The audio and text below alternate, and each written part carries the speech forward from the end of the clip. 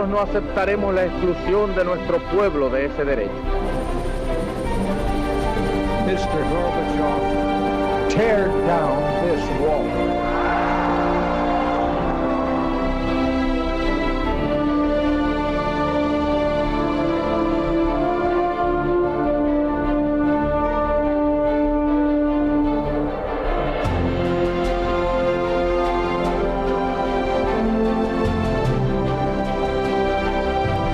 Buenas noches, señoras, caballeros, bienvenidos a Tiempos Modernos. Si a usted le dicen golpe de Estado, seguro que le viene a la cabeza de inmediato la imagen de un hombre con bigotillo estrecho, gafas negras y capa siniestra, Pinochet, que fue el que dio el golpe de Estado que derrocó a Salvador Allende. Allende, un hombre que despertó por su parte tantas esperanzas como enseguida defraudó. Hoy vamos a hablar de eso, vamos a hablar de por qué cayó Salvador Allende. Así.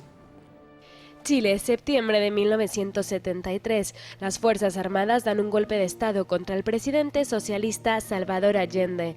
Allende se encierra con unos pocos leales en el Palacio de la Moneda, la sede presidencial. Mientras tanto, el ejército procede a controlar los puntos neurálgicos del país.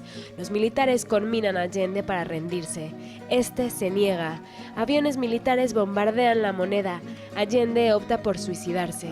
El jefe de las Fuerzas Armadas, general Augusto Pinochet, asume el mando. Comienza una dictadura que durará 16 años. ¿Qué pasó? ¿Por qué hubo un golpe en Chile? Allende, veterano militante socialista, había llegado en 1970 al poder al frente de una coalición de izquierdas, la Unidad Popular. Desde tiempo antes, los Estados Unidos y la Unión Soviética estaban moviendo sus hilos. La Guerra Fría no había terminado e Hispanoamérica era campo de batalla. Los norteamericanos intentaron impedir la victoria de Allende. Los soviéticos no pararon de procurarla. La victoria de Allende fue exigua, apenas 39.000 votos de diferencia, pero pudo conquistar la presidencia y anunció un programa muy claro: estatalización de los sectores claves de la economía, radicalización de la reforma agraria, nacionalización completa del sector del cobre, aumento general de salarios, emisión masiva de moneda y congelación de los precios de los productos de uso cotidiano. El experimento podría haber funcionado, pero el aumento general de los salarios, sin más respaldo que el papel moneda y el estancamiento deliberado de los precios, hicieron estallar la economía. El déficit público se multiplicó por 3. A finales de 1971 ya había desabastecimiento en los mercados. Comenzaron las manifestaciones de protesta mientras la izquierda radical agitaba las calles. ¿Qué hizo Allende? Extremar su política e invitar a Fidel Castro a Chile. La atmósfera de revolución era evidente. A la altura de 1973 la situación era insostenible. Un decrecimiento económico del 5,57%, una inflación del 606%, una caída salarial media de 38,6%. En 2 años y medio, Chile estaba arruinado. Hubo elecciones legislativas, las ganó la derecha. Allende, sin embargo, no rectificó. En agosto de 1973, mientras la violencia se adueña de las calles, el Parlamento denuncia a Allende por sus incumplimientos de la ley y apela a los militares para que pongan fin a la situación.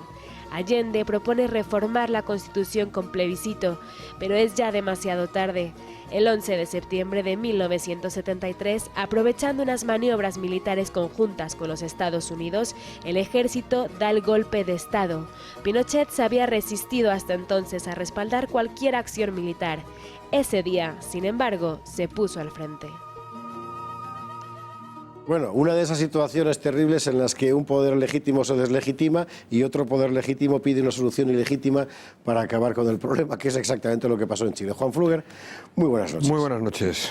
Una historia en la que no hay buenos ni malos y que es francamente complicada contar por la cantidad de pasiones que convergen en la cuestión, pero que hay que aclarar. Sí, por la situación tan sumamente complicada social y política que se genera en Chile a raíz de la llegada de Salvador Allende. Hay una cosa que normalmente no se explica, pero Allende tiene una cosa que le hace ser único dentro de lo que es el comunismo, marxismo tradicional a nivel de todo el planeta, ¿no? Y es que es el primer dirigente político marxista que llega por medio de unas elecciones democráticas al poder. entre 1917, que la Revolución Soviética y la subida de Lenin al poder, y 1973, jamás ningún dirigente comunista llegó de forma democrática al poder. Aunque luego nos vengan ahora que son los grandes demócratas y esas historias. Bueno, ¿no? él intentó 3 veces o 4 y perdió, ¿no? Sí, lo intentó. Lo que pasa es que él tiene una evolución. Allende era una persona como médico y como científico bastante cuestionada en Chile.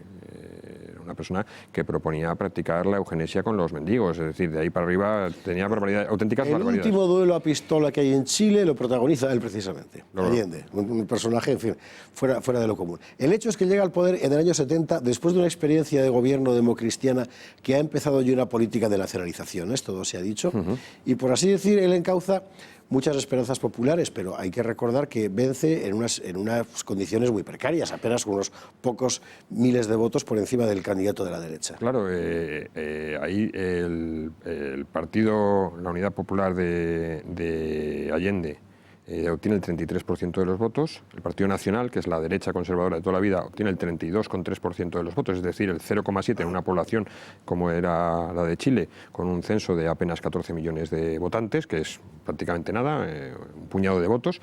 Y luego tiene una tercera fuerza, que también importante, que es la Democracia Cristiana, que tiene el 26% de los votos. Están todos en un pañuelo. Es decir, es que entre Allende y la Democracia Cristiana estamos hablando de apenas 120.000 votos de diferencia. Sin embargo, él abandera, sin embargo, un programa muy radical, de esos que exigirían pactos normalmente, y trata de llevarlo a efecto, y la Democracia Cristiana la apoya. La Democracia Cristiana la apoya, y en el año 72 un sector de la Democracia Cristiana, viendo su error, sobre todo después de las elecciones legislativas, a partir de finales del 72, hay un sector que empieza a intentar provocar el golpe de Estado cuando todavía no se habían movido los militares. Porque el tema del golpe de Estado es verdad que hay previamente 2 intentos que fracasan, que son 2 intentos que no tienen ningún tipo de respaldo ni social ni político, y el que ya protagoniza Pinochet, que tarda en entrar, porque el golpe se viene gestando en lo que los militares llaman la cofradía, ¿no? Que eran esas reuniones que hacían con políticos y con... el movimiento militar empieza principalmente en la Armada. La Armada chilena es importante, si tenemos en cuenta que Chile tenía entonces 24.000 miembros en las Fuerzas Armadas y que de esos 24.000, 10.000 pertenecían a la Armada, pues era importante, ¿no? Porque la Armada aglutinaba determinados cuerpos especiales, ¿no? Como la Infantería de Marina, que era el más importante. Luego se suma la aviación. Y lo último que se suma es el Ejército de Tierra, que es el que pertenece a Pinochet. Y todos están empeñados en que Pinochet entre al golpe militar. Pinochet era, en el año 70, cuando Allende llega al poder, era uno de los soportes militares del cambio político que está habiendo en Chile, de la democracia cristiana al socialismo de Pinochet. No porque él se haya vinculado, sino porque él está dispuesto a mantener la legalidad. De hecho, Prats, que entonces el general Prats, que es el que es nombrado por Allende como jefe del ejército, jefe supremo del ejército, se ve obligado a dimitir en agosto. Hay que decir que en Chile el comandante en jefe de las Fuerzas Armadas no era el presidente de la República. No. De hecho, ha seguido siendo así muchísimo tiempo. No. Prats tiene un incidente, en fin, horrible, que es que en una protesta callejera una señora le increpa y él le pega un tiro a la señora y la mata. Exactamente. Entonces tiene que abandonar el cargo. Tiene que abandonar el cargo. ¿Y elige Pinochet? Y sí, porque Prats era una persona totalmente de confianza de Allende. Y entonces le dice, ¿quién te sustituye? Dice, Augusto Pinochet, el general Augusto Pinochet, que es mi mano derecha, es el que va a seguir con mi línea, con la misma línea. Cuando se está preparando el golpe por parte de otra serie de generales de menor rango, se contacta hasta en 3 ocasiones con Pinochet para intentar forzarle que se sume al golpe. El golpe es el día 11 de septiembre. El día 7, viernes, Pinochet recibe a un grupo de 4 generales en su casa que le explican que el golpe se va a dar. El día 9, domingo, por la mañana, Pinochet se reúne con Allende, que le dice que qué necesita del ejército para las elecciones legislativas para el plebiscito que se va a hacer. Claro.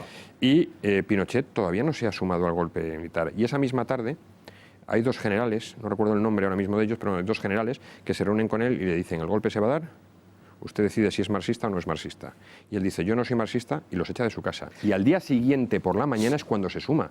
Ahí hay una cuestión política clave, que es el intento de Allende de superar su problema legal con el Parlamento, que le ha denunciado como que estaba rompiendo la ley, superar ese problema, digo, mediante un plebiscito, es decir, un referéndum, que avalara a él personalmente para hacer una nueva constitución o al menos saltarse la constitución vigente. Parece que es ahí cuando Allende le cuenta eso a Pinochet, cuando Pinochet no le dice nada a Allende, pero sí lo dice para sí mismo, por ahí no te sigo. Bueno, es que eso además es ese domingo por la mañana en el que recibe a Pinochet en su casa, y cuando Pinochet, esto está contado por un biógrafo de Pinochet al que se lo habría contado Pinochet, pero nada indica que no sea así, porque era habitual en Allende esos comportamientos. Cuando Pinochet llega a hablar con Allende en una situación en que el país está en una crisis brutal, que hay hambre, que está muriendo gente, él se encuentra en su casa una orgía.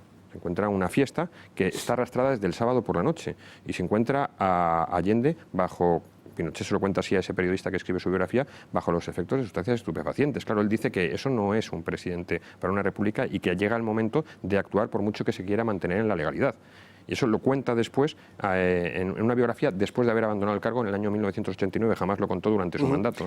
En 2 minutos que nos quedan hay que hablar de la operativa, del golpe, de cómo se produce. Bueno, es que realmente no está organizado en sí el golpe de Estado. No hay una organización en la que unas fuerzas militares más los carabineros, que son otros 25.000 efectivos, se da el golpe de Estado con apenas 40 y pocos mil efectivos, no se les asigna, sino que se coge un plan que el mismo Allende había ordenado elaborar al general Prats, que se llama el Plan de Contrainsurgencia, que es preveyendo que pudiera haber altercados en los años 70, sobre todo en el año 72, con la pérdida de poder adquisitivo y el empobrecimiento de la sociedad. Allende encarga al general Prats que organice un plan de contrainsurgencia por si el ejército tiene que actuar en labores de restablecer el orden una vez superada los cuerpos policiales de Chile. Entonces, ese mismo plan, que es la ocupación y respaldo a los edificios oficiales y a los lugares de poder, es el que usa el propio ejército para dar el golpe de Estado. Hay una cosa que es la que impone... Esto empieza todo en Valparaíso.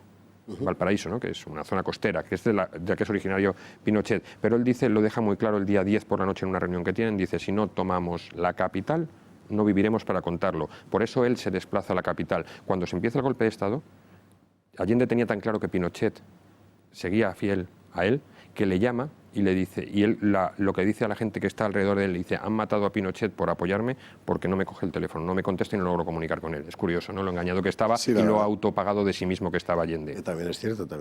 Qué cosas. Bueno, hay un bombardeo a la Casa de la Moneda, al Palacio de la Moneda, donde se ha encerrado Allende. Antes Pinochet ha dicho que saquen a las mujeres, al propio Allende le ha invitado a abandonar el país, pero Allende quiere morir heroicamente. Se pone el casco y se queda allí. Sí, bueno, hay varias versiones, ¿no? La oficial es esa y todo apunta que sea la real, que se suicida. Pero su guardia personal ya no son personas chilenos, los que le acompañan, los que aparecen en las imágenes son cubanos. Y hay una versión que es que fue asesinado por los propios cubanos para evitar que saliera con vida y pudiera contar en la colaboración que estaba teniendo con Fidel Castro, que empeoraría la situación política. Y que hemos visto efectivamente en el vídeo. Es un episodio realmente interesantísimo. Lástima que no quede tiempo para más, pero algún día lo prolongaremos porque, por supuesto, habrá que hablar también de lo que fue la dictadura de Pinochet, la represión y los logros objetivos en materia técnica que tuvo. En fin. Juan Fluger, muchísimas gracias. Gracias a ti, como siempre. Buenas noches. Y a ustedes, como siempre, muchísimas gracias. Hasta un nuevo programa de Tiempos Modernos.